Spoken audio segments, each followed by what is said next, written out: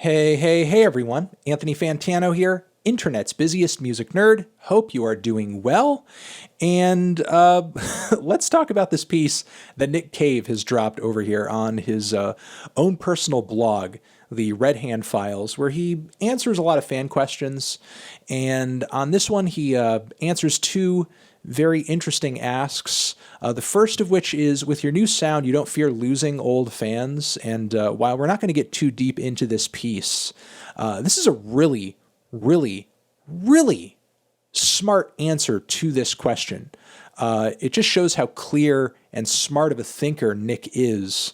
Although I think he would have to be being in the music industry for as long as he has and having had made so many stylistic shifts over the course of his career as he has. Probably the best part of this whole piece here, and again, I recommend you read it, we will link it to you down below, is when he says, without risks, without these failures that artists make with their music to change and do something different and naturally alienate some members of their audience, there's no dissonance, there's no reason to smile, and extending from that, there's no conversation either. There's literally no reason for not just someone like me to have a job, doing what I do, but simultaneously, there's no reason for any greater conversational culture to gather around the music either, because when the music is literally just the same thing and formula and trend over and over and over and over and over, there's not much, if any, reason to discuss what's going on, because it's the same. There's no progression. There's nothing in terms of an alteration or a contextual anomaly to make note of. It's just kind of like explaining water to a fish. But again, I would recommend reading this part because it's very smart and it's very interesting, and I think it certainly invigorates me in what I do, and I think, for any of you out there who are passionate about writing about music, or, are ever disappointed by a record from an artist that you thought was a little off, or an experiment that they did that you didn't care for. And in a way, I think Kanye links into this as well, because Kanye has made so many records over the course of his career, his latest, Jesus is King included, that have alienated quite a few fans. Kanye not only alienates his fans with his changes in sound, which he's been doing since the days of graduation, but he alienates his fans sometimes with his rhetoric, with his antics. And so that brings me to Nick's answer about whether or not he likes Kanye. He says, making art is a form of madness. We slip deep within our own singular vision and become lost to it, which in a way I think is true. I don't think that is an endorsement or an acknowledge of, hey, you have to be like a mentally ill or something to be an artist or anything like that. That is absolutely not what Nick is saying. He's saying that you get bogged down in your own idea so deeply that it becomes, again, a form of madness. Not literally madness, not literally mental illness, but again, a form of madness, which I think is an interesting way of explaining what he goes on to say. There is no musician on earth that is as committed to their own derangement as Kanye. Now, before I read the rest of that, maybe what Nick could be saying here, or the context of what he's saying here, is that with Kanye's derangement, as he describes it, maybe it's easier for Kanye to slip into that singular madness type state. I mean, even observing Kanye's usual attitude and I guess his reactions to the world and what he puts out there into the world when he is ranting and raving and talking about things that people typically don't look to Kanye to talk about, because we see it as outside of his purview as a musician or even a fashion designer. But still, sometimes when Kanye is ranting or raving about something that he seems to be passionate about, it seems like he's coming at it from, again, a very singular point of view without much of any kind of context of the greater world. Moving on from there, again, there is no musician on earth that is as committed to their derangement as Kanye. And in this respect, at this point in time, he is our greatest artist. Now, given what Nick said earlier in this part about making art being a form of madness and potentially Kanye being able to link into that more easily, what Nick could be saying here is that when it comes to being committed to this singular type of vision where nothing else matters, there's no compromising, you're doing what you want to do, you will tear down buildings, you will burn bridges, you will do anything and everything to get to that point where that vision, that communication is out there in the world. What Nick is potentially saying here is that Kanye is the best at that. You know, given the statements that Nick gave in this previous question about changing sounds, losing fans, while I'm sure at the end of the day, Kanye wants fans.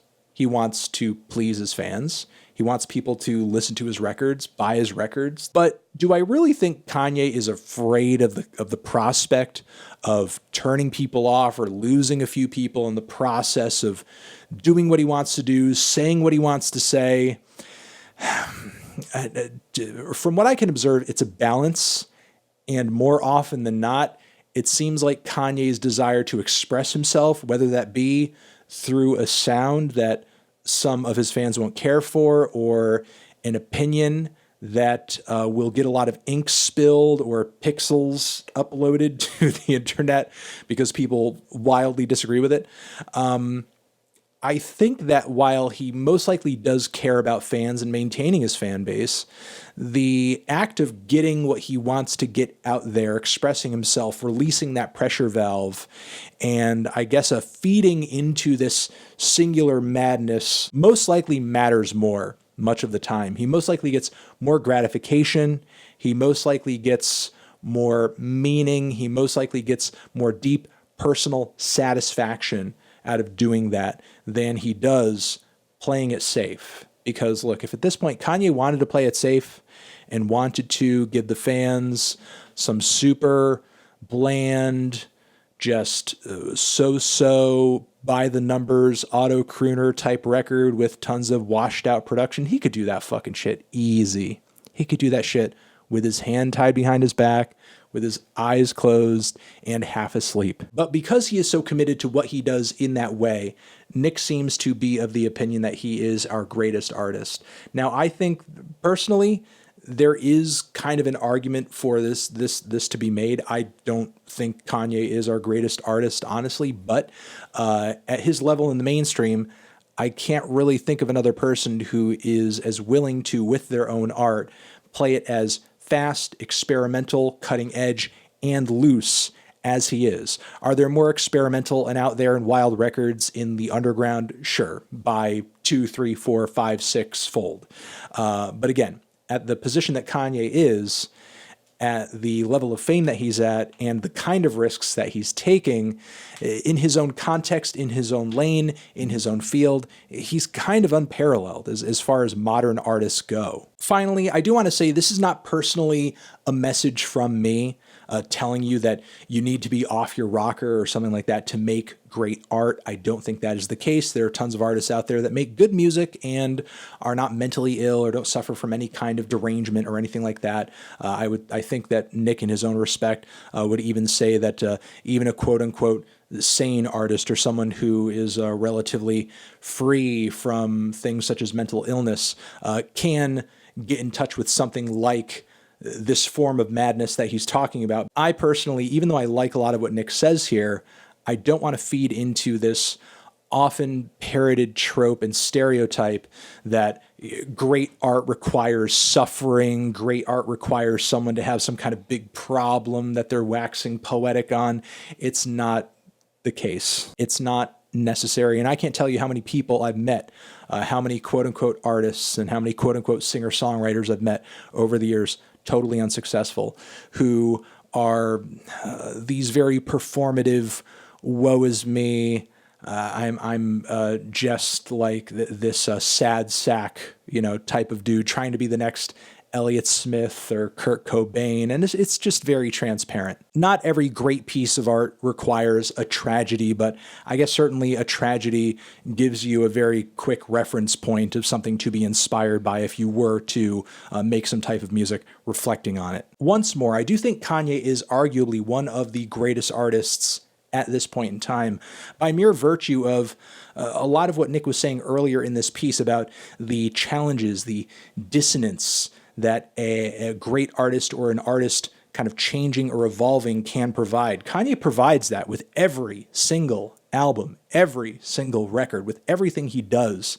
there is something to chew over, dissect, consider, maybe even dislike and then warm up to later down the road as you maybe gain some kind of new perspective or context to appreciate it so much better. Of course, that's not the case for every Kanye album, and what I think part of the fun of Kanye's career is that it's so wild and varied that you can have so many opinions across the entirety of his discography. And I think Nick, as well as many other great artists out there who have lasted as long as Nick or Kanye has, fit that bill to an extent as well. So those are my thoughts on that. Let me know what you think down in the comments.